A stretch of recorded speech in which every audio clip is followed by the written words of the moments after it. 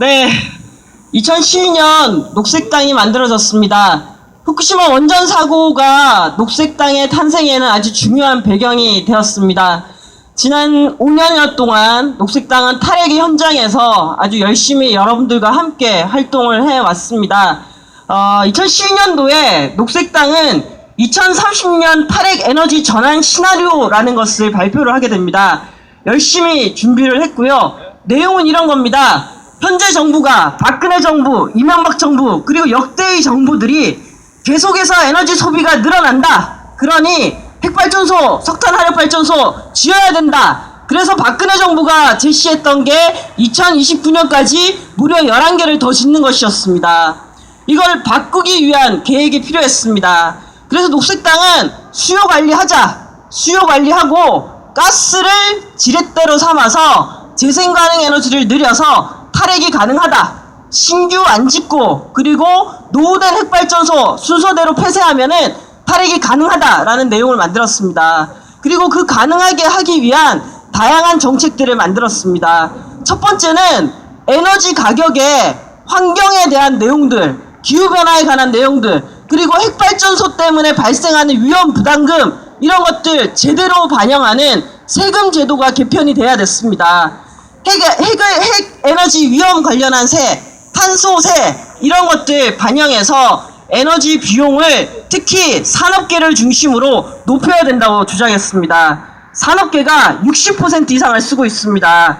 지금 산업계의 전기요금은 50% 이상 올려야 합니다. 단계적으로 당연히 올려야 하고요. 또 아주 전기를 많이 쓰는 기업들이 있습니다. 그런 기업들은 공장 안에다가 자가발전 설비를 갖춰야 합니다. 이런 내용들을 참 탄탄히 잡고 또 그걸 어떻게 실현할 것이냐라고 했을 때 탈핵 에너지 전환 기본법 만들어야 된다. 그리고 지금의 산업통상자원부가 아니라 기후에너지부를 만들어야 된다. 산업 수출을 지원하기 위해서 에너지가 뒷받침하는 지금의 구조로서는 탈핵이 불가능하다. 그렇기 때문에 탈핵 에너지 전환 기본법 만들고 탈핵 에너지부 만들고 그리고 장기적으로 탈핵 에너지 전환 위원회를 구성해서 이렇게 활동하면은 탈핵할 수 있다라고 저희가 2030 시나리오를 만들었습니다. 그리고 그런 내용들이 다른 정당뿐만 아니라 한국 사회에서 탈핵이 가능한 시나리오라는 것을 시작하는 데 있어서 기본적인 역할을 저희는 좀 했다라고 자부를 하고 있습니다. 2017년이 되었습니다. 지금 여러분들 바꾸기 위해서 여기 모여 계시는데요. 이제 이런 촛불의 힘이 겁났는지 그리고 또 판도라라는 영화까지 나오고 하다 보니까 지금 주요한 야당의 후보들 새누리당을 빼고는 탈핵에 대해 찬성한다. 탈핵하겠다라고 얘기를 하고 있습니다. 그동안 우리 핵없는 사회를 위한 공동행동을 비롯해서 많은 사람들이 함께 싸워서 여기까지 이루어낸 결과라고 생각합니다. 자, 그러면 야당들이 우리 오랫동안 활동해왔던 녹색당, 노동당, 정의당 말고도 또 유력한 후보들을 갖고 있는 야당이 탈핵을 하겠다고 합니다. 자, 이제 녹색당은 앞으로 무엇을 해야 될까 고민을 했습니다. 하지만 여러분 아시잖아요. 공약했다고 다 지켜집니까? 아니요. 네, 공약했다고 다 지키지 않았습니다. 그리고 여러분 탈핵이 그렇게 쉬운 일은 아닙니다. 왜냐하면 일본을 보십시오. 후쿠시마 원전 사고가 발생을 했습니다. 핵발전소 없이 거의 23개월을 지냈습니다. 그런데도 아베 정권이 정책을 바꿔서 핵발전소 수출하려고 하고 재가동을 준비하고 있습니다. 왜 그렇겠습니까? 핵산업계에 관련된 이권 집단들이 작동하기 때문입니다. 한국에서도 이들은 매우 막강합니다. 우리가 핵마피아라고 부르죠. 이들은 경주 지진 이후에 그렇게 큰 충격에 빠졌는데도 월성 1호기에서 4호기를 재가동 승인을 해버렸습니다. 한국도 일본도 마찬가지로 핵마피아들의 이런 소나기에서 정책들이 마음껏 이렇게 주물러지고 작동되고 있습니다. 그래서 고민했습니다. 탈핵을 하려면 탈핵 정책 분명히 있어야 합니다. 하지만 탈핵 정책이 없어서 탈핵을 못하는 게 아닙니다.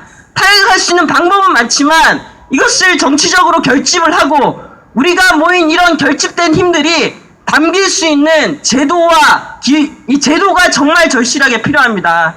그래서 다른 나라들을 봤더니 이탈리아든 스위스든 독일이든 대만이든 이렇게 시민들이 모이고 탈핵이 얼마나 간절한지를 조직적으로 결집하고 보여줘야 탈핵이 된다는 것을 저희들은 알게 되었습니다.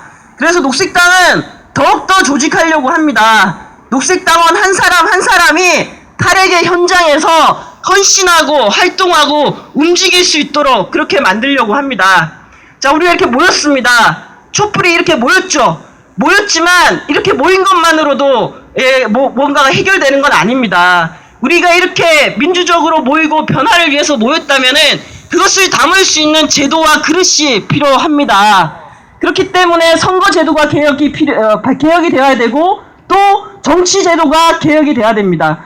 탈핵도 마찬가지입니다. 우리가 이렇게 모였다면은 이런 것들을 담을 수 있는 탈핵 에너지 전환 기본법, 지역 에너지 전환에 관한 지원법 이런 것들을 만들어서 바꿔야 된다라고 생각을 합니다. 그래서 녹색당은 2017년도에 한 사람 한 사람이 탈핵을 위해서 더 노력하는 것, 그리고 우리 사회의 탈핵을 제도화할 수 있는 정책과 제도를 만드는 것, 이 두 가지를 정말 열심히 하려고 합니다. 그리고 또 새로운 뭔가를 우리 사회에 한번 제시를 하고 싶습니다. 세 가지입니다. 첫 번째는 우리가 한번 서명을 해봤습니다. 설문조사를 해봤습니다. 시민들 1000명을 대상으로 설문조사를 해봤더니 77명이 77%가 앞으로 우리가 확대해야 될 에너지로 재생가능 에너지를 꼽았습니다. 이 얘기는 어떻게 보면 시민들은 재생가능 에너지로의 전환을 간절히 원하고 있는데 이러한 제도, 이러한 것들을 담을 수 있는 참여의 기회가 없다는 것입니다. 곧 8차 전력수급 기본계획이 만들어집니다. 이 계획에는 지금껏 원자력에 관련한 사람들, 그런 사람들이 모여서 계획하고 결정했습니다. 중요한 것들은 시민들이 결정해야 합니다. 우리가 들어가서 시민들이 에너지 계획에 참여해서 만들 수 있도록 그런 틀을 만드는데 함께 노력해서 우리들 녹색당이 해보도록 하겠습니다. 또 한 가지가 있습니다. 이제는 에너지 전환이 경제 전환과 연결되어야 하는 것 같습니다. 핵발전소가 아니라 탈핵이 그리고 재생가능 에너지가 오히려 기회와 일자리를 만들 수 있다는 것, 한국 사회가 이렇게 전환하는 방향이 오히려 지속 가능하고 더 경제적일 수 있다라는 대안, 이런 것들을 좀 더 천천히 촘촘하게 만들어서 제시를 하도록 하겠습니다. 촛불이 여기에 모인 이유는 한국 사회 민주주의를 간절하게 원하기 때문입니다. 그리고 어떻게 보면 탈핵도 한국 사회 민주주의와 관련되어 있습니다. 지금 탈핵을 하고 있는 핵발전소를 하고 있는 한국이라든지 프랑스라든지 또 중국 같은 경우에는 민주주의가 잘 만들어지지 않는 어떻게 보면 중앙 집권적인 국가들입니다. 하지만 독일이라든지 스웨덴이라든지 덴마크 이런 분산적인 에너지를 하고 있는 나라들은 아무래도 민주주의가 잘 발달되어 있고 정보 공개와 소통이 가능한 나라들입니다. 그래서 어떻게 보면 탈핵은 한국 사회 민주주의를 획득하는 과정과 같이 가야 된다라고 생각합니다. 그래서 녹색당은 여기 모이신 촛불 시민들과 함께 한국 사회의 민주주의를 위해서 그리고 탈핵을 위해서 함께 헌신하고 함께 하도록 하겠습니다. 저 뒤에 저기 깃발 하나 보시면요, 저희가 한 땀 한 땀 만든 플랜카드입니다. 바느질로 만들었고요. 내용은 이렇게 되어 있습니다. 박정희가 시작한 핵발전소 박근혜와 함께 정리하자.